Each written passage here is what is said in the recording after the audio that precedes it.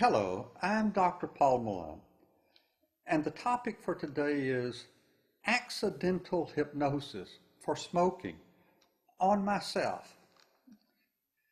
Hypnosis can be a very powerful tool to help quit smoking, even when you don't intend for it to be. Here's a funny story, and yet not so funny story, about the power of hypnosis versus the power of a strong nicotine addiction.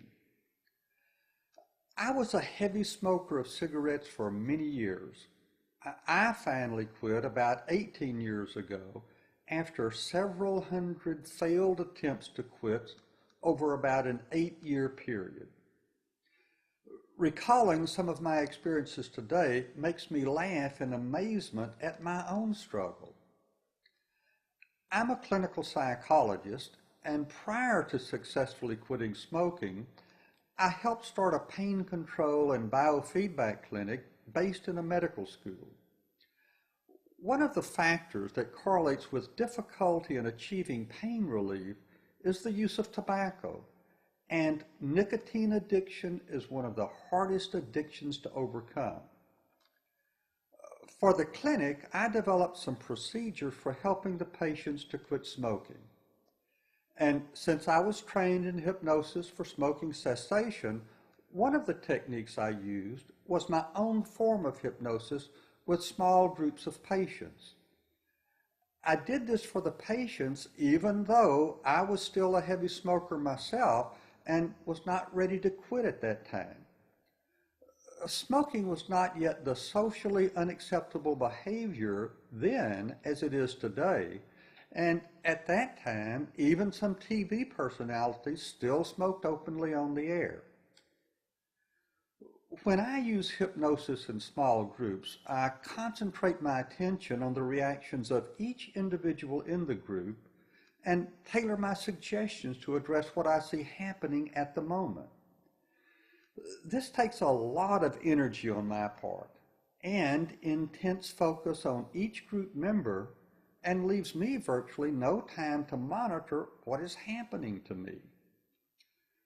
Some of my hypnotic suggestions to stop smoking encourage the individual to recall the very first time they tried to smoke and the sensations they experienced.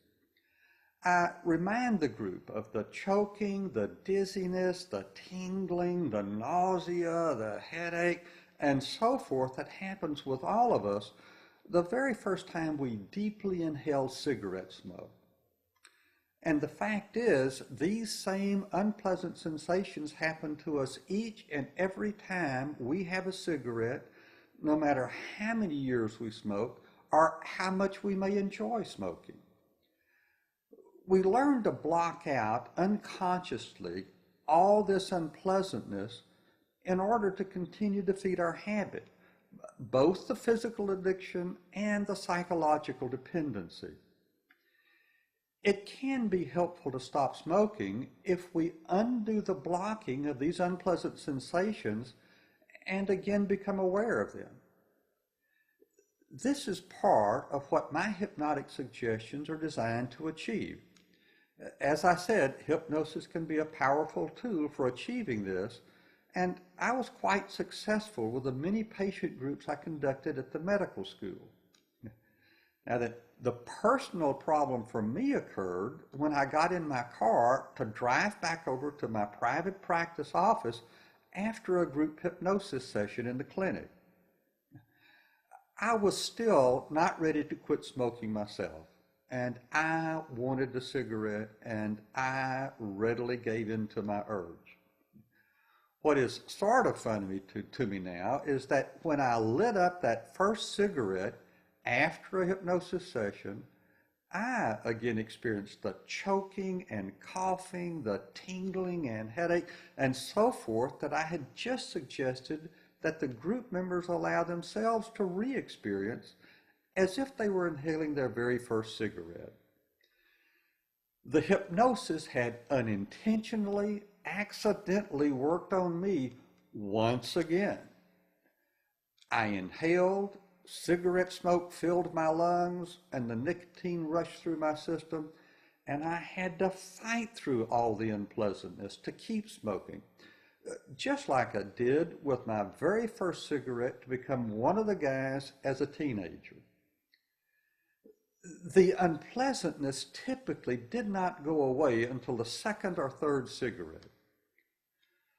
The not so funny part of this story is that repeatedly, after each group hypnosis session, I consciously persevered through all of this unpleasantness so I could reinstate my unconscious blocking of the unpleasant sensations and resume feeding my own overpowering addiction at that time. As I said, nicotine addiction is one of the most difficult addictions to overcome. I eventually did succeed and consider stopping smoking as one of my major achievements in life. I do not have urges to smoke. I'm also fortunate in that it also does not bother me to be around people who still smoke. I've never been critical of those who continue to smoke, although they do get my unspoken, understanding sympathy at the power of the addiction. If you want to quit smoking, keep finding different ways to try to quit until you find what works for you. There is no one solution that will work for everyone, and help can come from the most unexpected sources.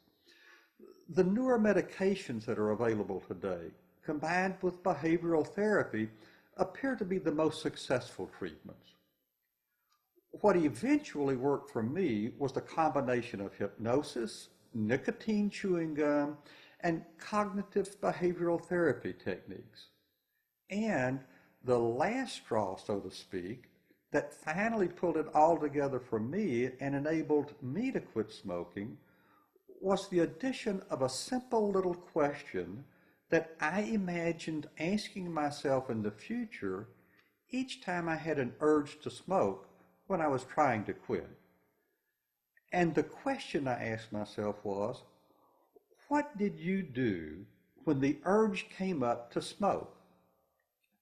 There are many things that you can learn to do to allow the urge to smoke to subside, which it always does in time, rather than smoke a cigarette. Please give a gift to your family and friends and share what you've learned with them about nicotine addiction. If you find this information useful, you can find additional information on my website at www.dr, that's DR for Doctor, paulmalone.com. Thank you for watching, and I wish you good luck with overcoming nicotine addiction a better way.